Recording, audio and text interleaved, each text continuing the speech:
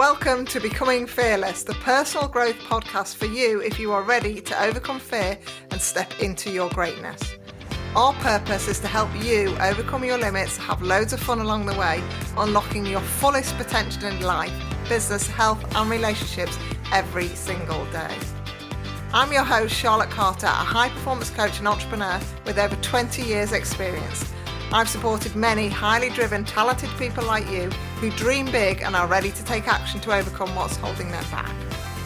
Each week, my guests and I will be sharing hacks and habits on how to build self-belief, courage and confidence to master your mindset and navigate your emotions so that you can reach your human potential in a way that feels light, fun and easeful and helps you become fearless. Let's go. Today, I have one of my greatest friends as a guest for you to listen to.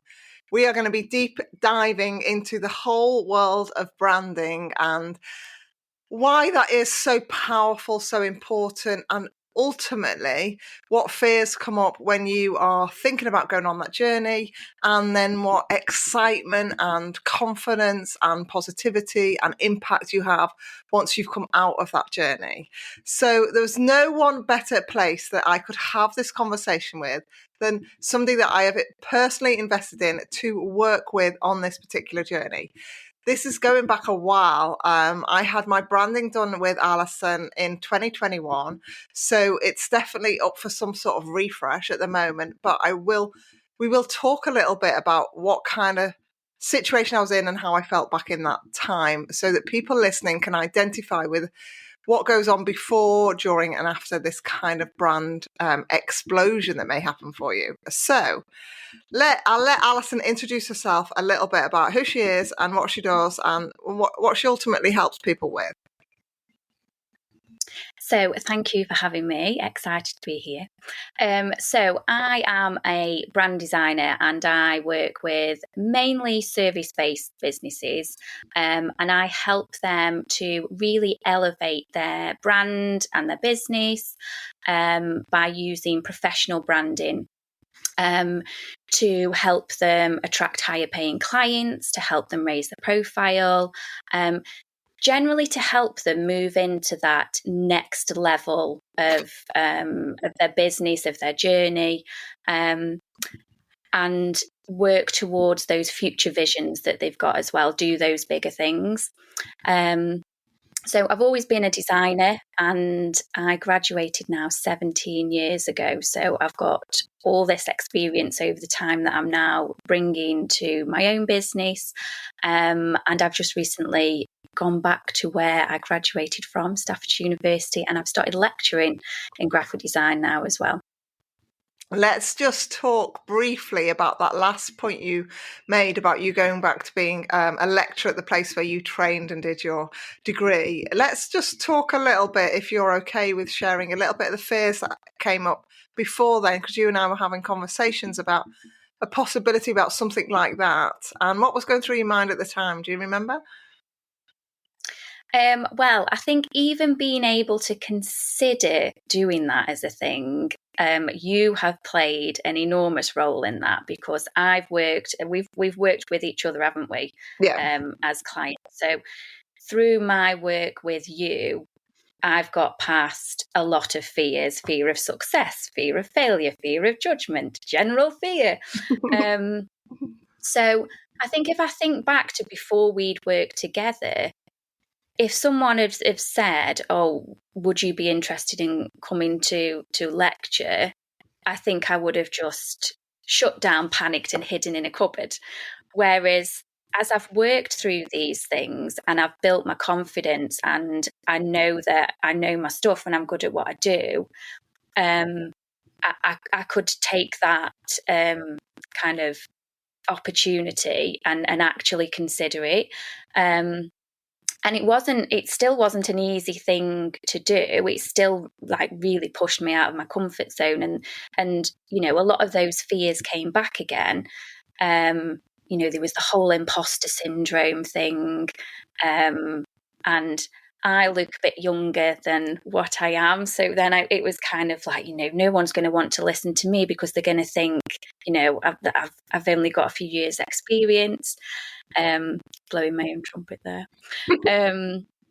So yeah, there were still those fears again, but it's kind of like, although you've worked through those things, those fears are going to come up again. But I felt like I'd got the toolkit there to work through them. I still had to push myself, and I still felt uncomfortable at times.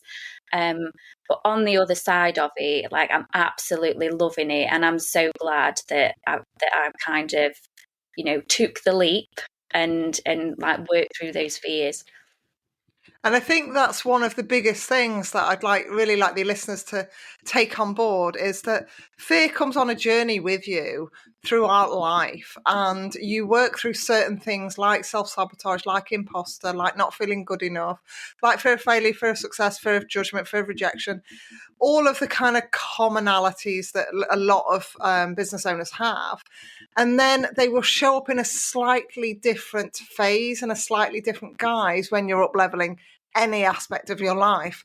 And so it kind of feels like you've got some of the tools, but it's kind of got a different edge to it. So you've got to be able to navigate that as well. And part of the skill of doing that is being able to be reflective of the journey that you've already had and go, I've done new things before. I've been able to navigate this because I'm much more confident. I'm much more self-aware. I know that I can overcome this, and I can take the next step or the next leap or the next, massive, massive stride into the unknown. And it's important to be able to acknowledge the journey that you've been on, but also recognize that you are feeling newer levels of the fear. So thanks for sharing that.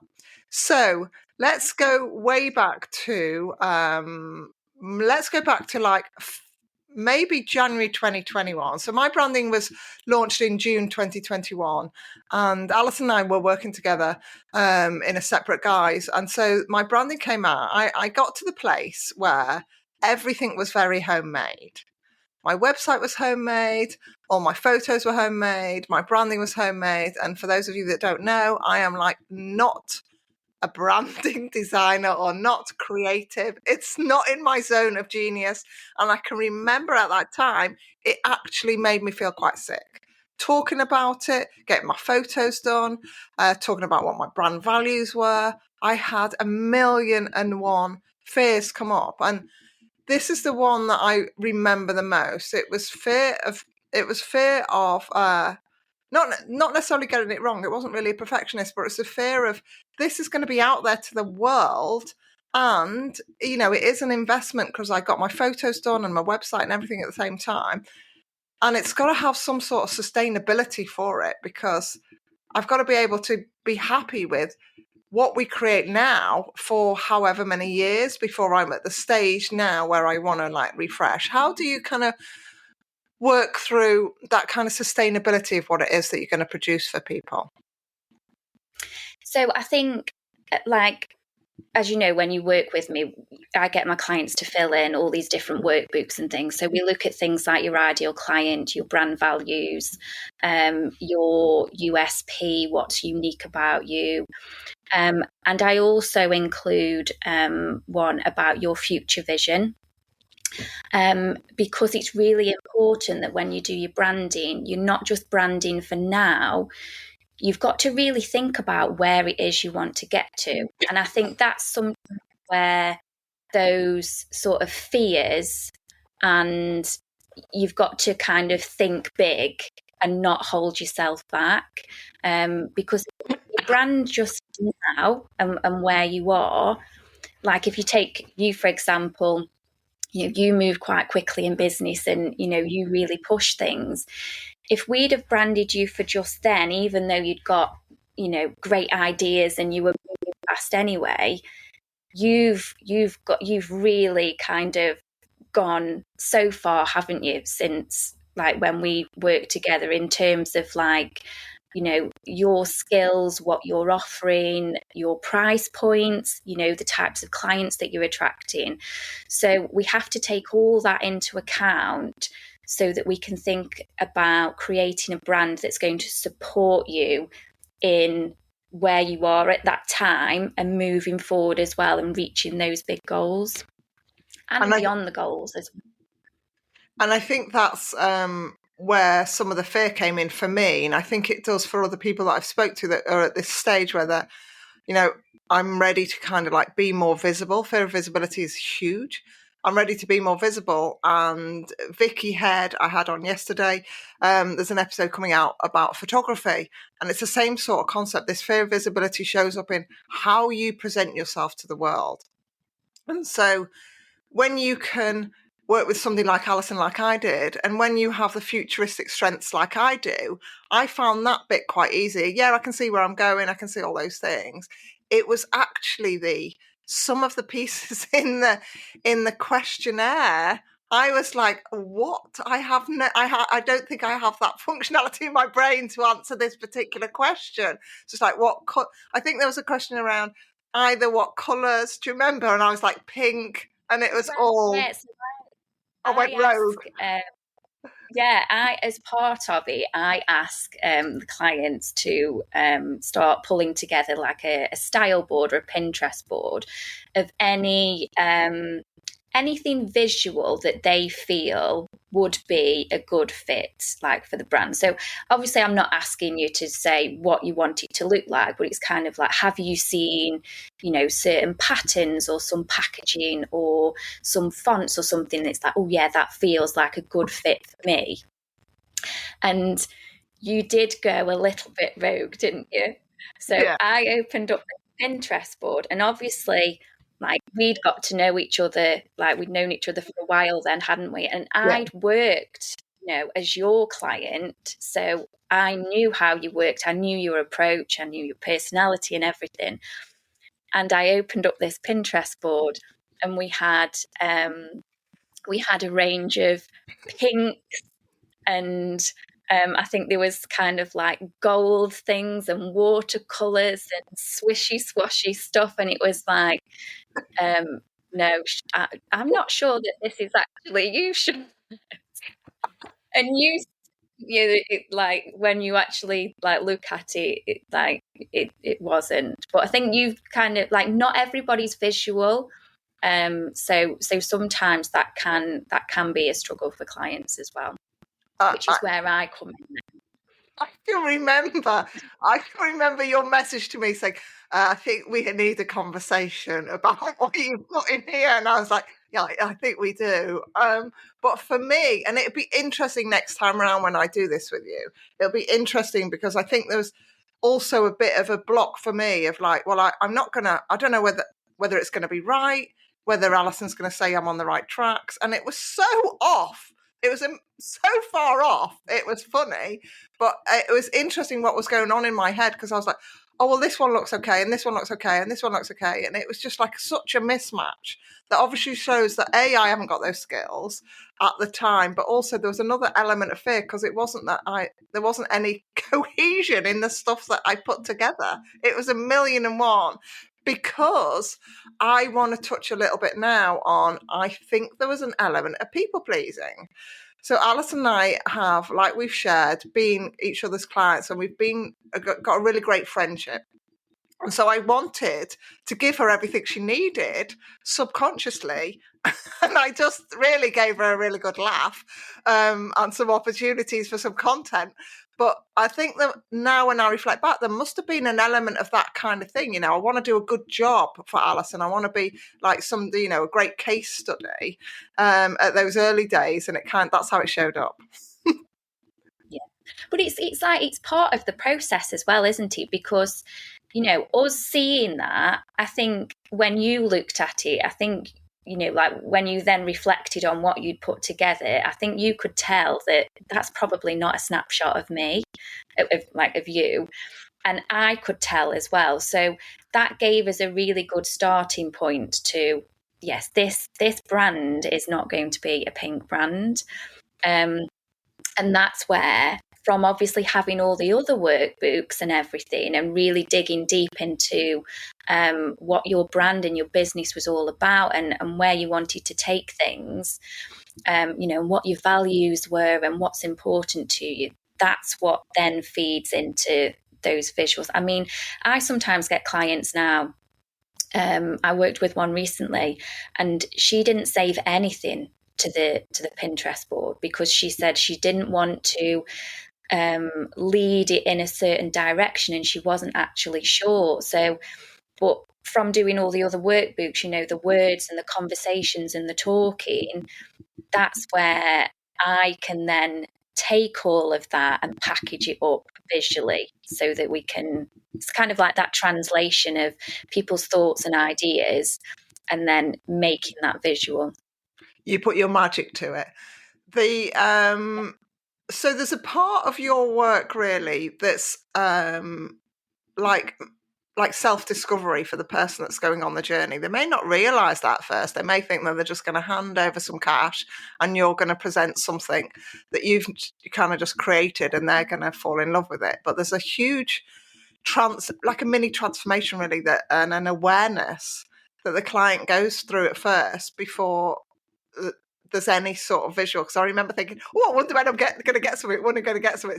Here's your next workbook. Oh, okay. So I remember that sort of stage in it. And there's a huge amount of awareness in all of those practical tools that you give people and the conversations that you have. Yeah. So it is quite a deep process, really, isn't it? Because before we even, once the client books in, before we even kind of get together, you've got your own pre-work to kind of do. You've got to fill these workbooks in, which dependent on where you are, you might know all of that and be able to just put it all in there. There might be other things that you've kind of got to think about a little bit more, like some gaps in there. And then we have that first consultation call where I will have gone through the workbooks, I get my highlighter out, I make lists of words, and I like to get underneath everything before we have that first conversation. And then that's when other things start to come out and we really get to understand what this brand is all about. So it's not a case of coming to me and being like, well, this is what I do and I like these colours, and me just going and creating something. It's what creates that really detailed brief, so that when we do start creating visuals, we've already got a direction there. We're not just kind of, fumbling around in the dark trying to find a font that feels like a good fit or a colour. It's like we know that, like with yourself, it was, we want to get across the joy, the positivity. So it was like, well, the yellow, that is still a really good fit for that. And there's a reason for everything then, which makes the process so much smoother. And I think I'm hoping that my listeners are starting to get a feel on this podcast that a lot of the people that I personally work with and a lot of people that I bring on, they are not surface level professionals. There's always, with every single guest I bring on, there's a depth to their process, there's a depth to their knowledge, and there's a depth to them as a person, which is usually how we've connected. So let people know a little bit about like the joy that you get in your business. Where's like your richness of life, should we say? What is the piece that you really feel passionate about, or that really lights you up in the work that you do now, in both angles, in the lecturing and in the designing? Well, I think a big part of this is from working with you as well, and like a huge light bulb moment for me because I'd worked in an agency for many years, and then as I started a family, I became freelance and then started my own business and came into this online world, which just felt so noisy and so overwhelming. And I think I probably found myself around some of the people that weren't a good fit for me. And then when we met and I did your first course, it was like you said, like, but what is your version of success? And that has been such a huge thing for me. And I'm so glad that we met when we did in the earlier stages of my business, so that I could really think about well, what is my version of success? It was like being hammered into me that, you should be going for these 10K months and blah, blah, blah. And it just didn't feel right. And, working very, very quickly and getting this out and getting a freebie out and building this and doing this and offering a course and blah, blah, blah, blah. And that just wasn't for me. So at the time, I'd obviously, I've got 2 young children. So at that time, I think Ollie was only, I think he must have been about 2. So Ruby would have been about 6. So they were very young and, they needed a lot of my time. So the way that I've built this, I work only 4 days. I've got strong boundaries. So all of those things bring me the joy on the practical side of things. And I think also because of what we've worked through and the way that I've built my business and I've built my confidence and worked through these fears, I'm really clear on who my ideal client is and what type of person that is and who it is that I want to work with and where my price points are and what I offer. And, just being confident in I offer this one-to-one service for these people at this price, and not being sort of drawn in by all the noise of, well, I could also do this, or maybe I should be doing this as well. So I think just working with the clients that I do attract and going through the process, the clients that I work with, we always end up, as really great friends by the end of it, because we've gone through that process and it's like I've played an important part in their journey, their business journey and building their brand. And I think a lot of the time, the personal development comes into it as well. So I find that a lot of my clients have either just gone through a big sort of step of personal development, or they're kind of on that journey. So we have that in common. So from working with you, I can support them in the things that I've learned in being able to, step into that next level of their brand and their business and really push forward. So I think I get, I don't really think about that, but now you've asked me the question, I think I get a lot of joy from doing that and supporting people and seeing them then move on in their business and do those big things and, have those new successes. So let's touch on that. Let's talk through my personal journey again so that people have got an idea. So I went through this, oh my goodness, I don't know if I'm pink or swirly or who I am, to us creating the conversations around this is who you are.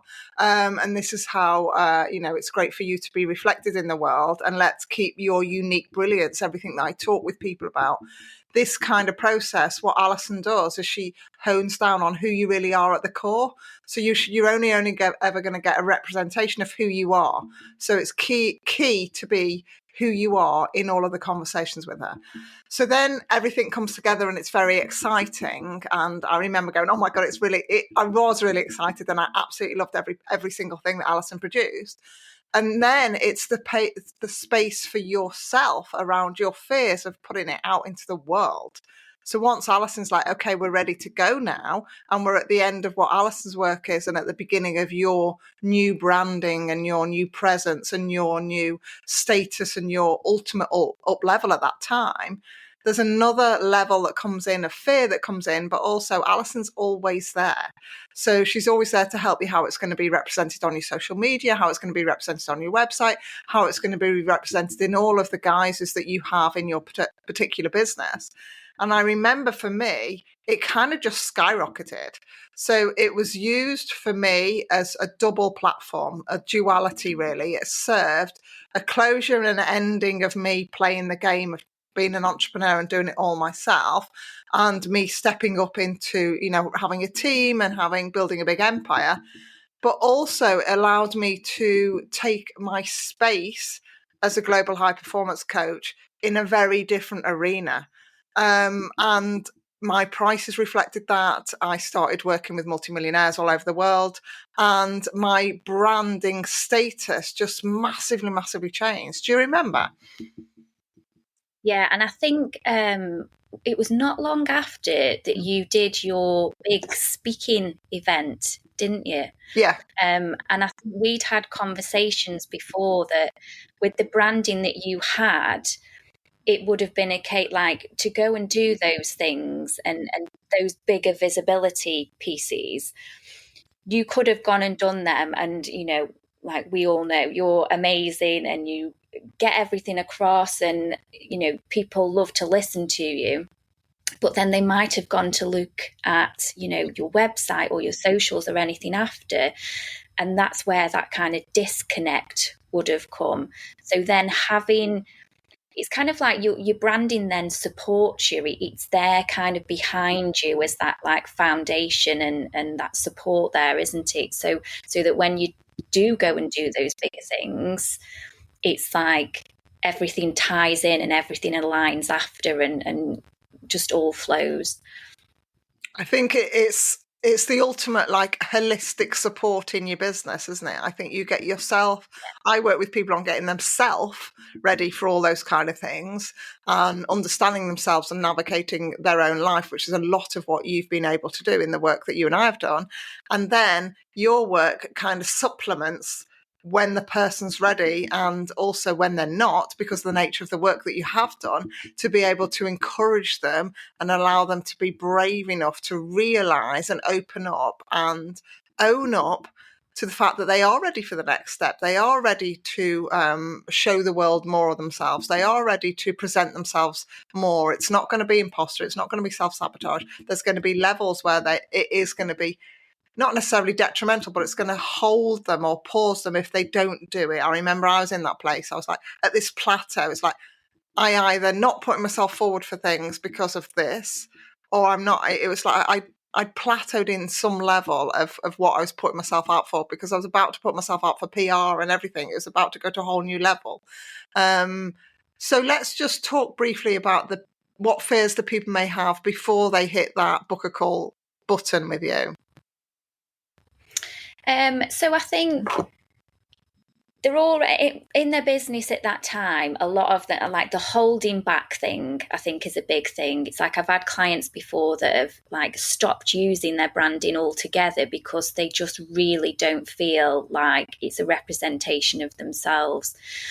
I've had clients that start to feel kind of like embarrassed about their branding because it just doesn't feel like them. But then I suppose the fears of actually then booking that call and making a start, there can be a whole range of things there. I mean, some people have that fear of, because it's taking that next step, isn't it? It's like, once I've done this, I can then, when we say, well, once I've done this, I'll do that.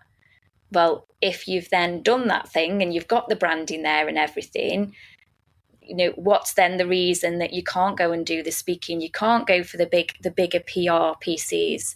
You can't put your prices up. You can't change your services. All those things you're telling yourself that you can't do.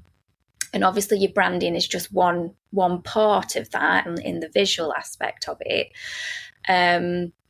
Sometimes I think because people are so busy as well, and there's, particularly when you're working just yourself in your business, thinking about changing your branding can feel like such a huge daunting thing, because once you've got all of these assets, and obviously I make sure that you've got all your templates and everything ready so that you're ready to go with it, but there can be that fear about making that change, making that switch, because you start thinking about, well, actually I use my logo and my branding there, and I'd need to change that, and then I'd need to change that. So you can start doubting then, like, well, is it the right time? Is it worth doing that? It's kind of like, in a way, you've got to kind of take one step back to take two steps forwards. So that can be a fear there as well. And And then I suppose it's that kind of, all the different fears that you talk about. There's the fear of success there, isn't there? If you've got a Yeah. fear of that and you think, well, I'm going to have this new professional branding that's going to kind of springboard me and give me that confidence, but what's going to happen then? So there's that whole thing.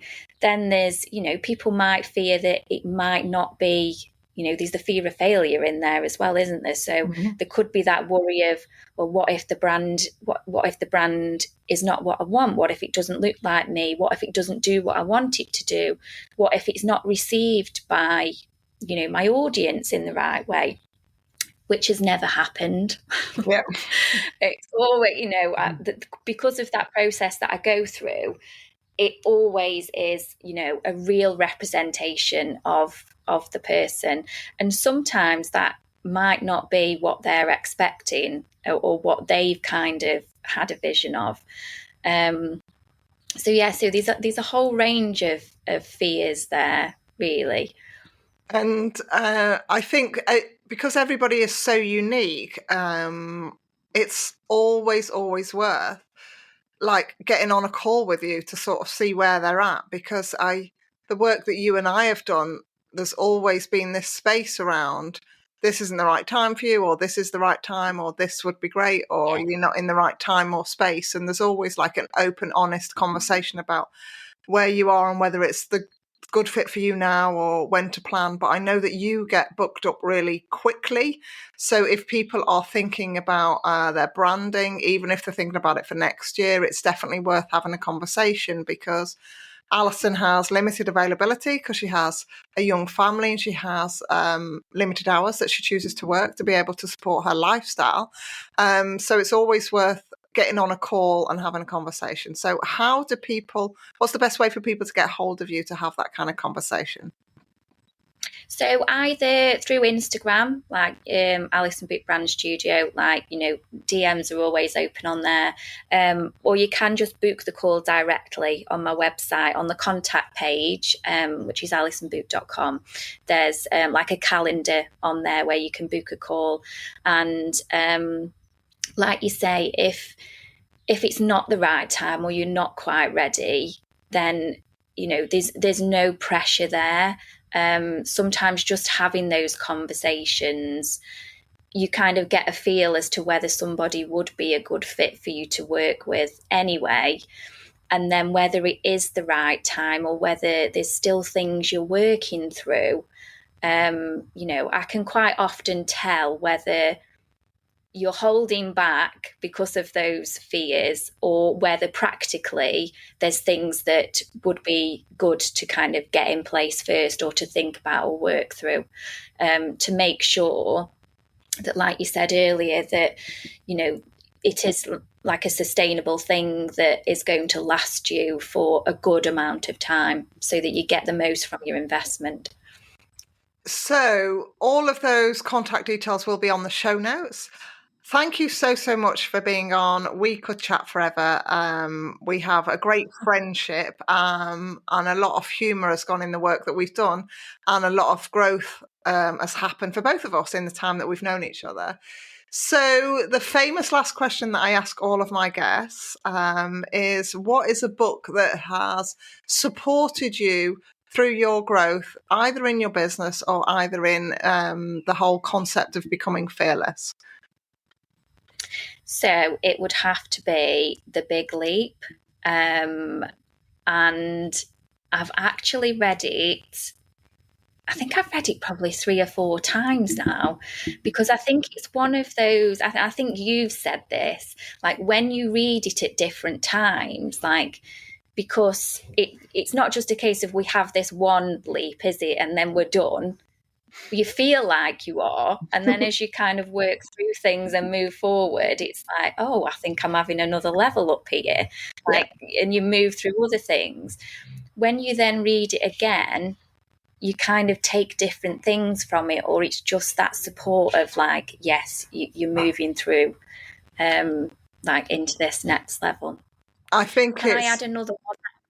You can. Sorry, can I add another book that I'm halfway through as well? Yeah, like half a book recommendation. Yeah, we'll go with that.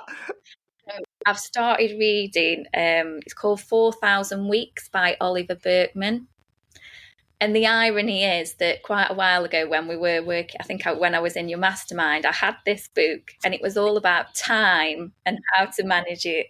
And I never found the time to read it. And I've started reading it. And it's brilliant. And it's all about like how we're so obsessed with productivity and trying to get everything done, but how our time in this like human existence is finite. So we can't do everything. And in making choices, we're already cutting other things out.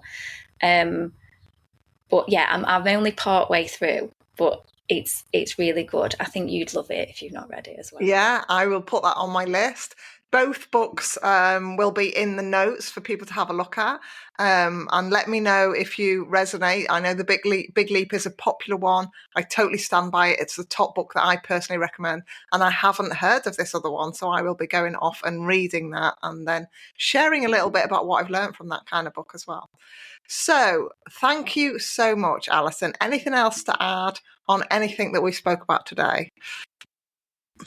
I don't think so. I think we've covered the fears of elevating your brand and moving forward with it.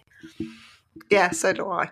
I think we've covered a range of things, and I'm really keen to find out what people think about this episode, what people have learned from Alison, what people have understood a little bit about the process if they're brand new to it, understood the kind of fears that you will go through, and the kind of joy, the expertise, and the definite up level and confidence and status that you get when you have gone through that kind of process. So take care, everyone, and I will see you on the next episode. Thanks, Alison. Thank you. Thank you for tuning into this week's episode. I hope that you're feeling energised, fearless, and inspired to take action today to stand in your greatness. I share even more tools and resources on my I Dare to Leap email newsletter.